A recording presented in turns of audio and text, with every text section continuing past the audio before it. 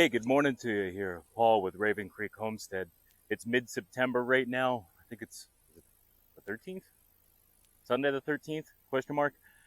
I'm out here today to continue to feed my hives. All the hives here on this back row. Here, let me go ahead and show you it like this. All these hives on this back row, well, they're pretty much very light. And they're also kind of angry, which is why I'm already in my veil at the beginning of this video, where normally I talk to you with my veil off. The first hive in this row and the second hive in this row are pretty feisty. They're pretty defensive. And I was just unlocking the gate, opening up my electric fence, and they were already doing the angry buzz around my face. So veil up right away.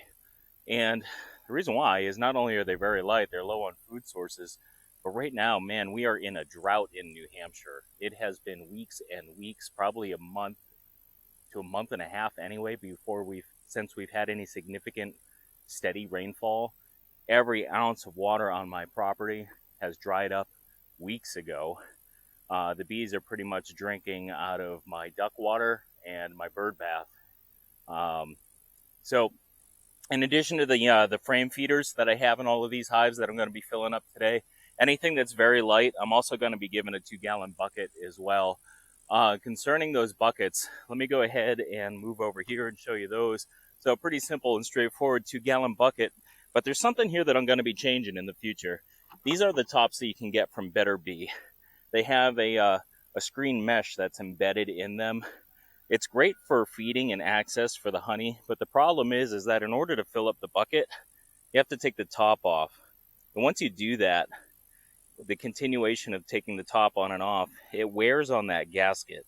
What I really need to do is switch out those tops for what's called a tint plug, and that way I can drill the hole, have a tint plug with a couple of drilled holes in it, and I can leave this lid on forever once I put the bucket together, and then I can just pull out the tint plug, fill, plop that back on, and when that tint plug wears out one day, I can replace it for whatever it is, 50 cents or whatnot.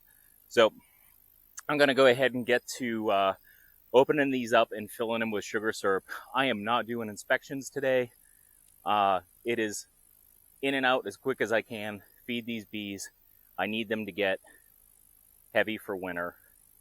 I need to make sure they have some resources because I actually have to worry about starvation right now as well. So it's all about the bees. Quick in and out. So this is another thing too, when I'm using buckets with a telescopic lid and an inner cover, when you're doing that versus a migratory lid, I wish I lived in a place where I could more readily use migratory lids, because then I could just have a top and the lid, put the bucket on, put a brick on the bucket, and call it a day. When I do it on top of an inner cover, I also have to add a feeder shim as well, because I just don't trust the inner cover alone without a telescopic cover over it to protect from water and whatnot. Not that there's rain in the forecast anytime soon, but always do this to try to minimize on robbing as well, because unfortunately with these buckets, let's see if you can see, there's sugar that comes out as well. So I got to put this feeder rim around it, feeder box around it, to try to minimize robbing, which is the thing to do right now. These are very robby bees at the moment. So all in all, I only had 4 hives that were very light to the point where I put feeder buckets on them. Everyone else, they're either light. This one's low population, so I've been keeping an eye on that one. I might end up having to combine it with another hive here shortly.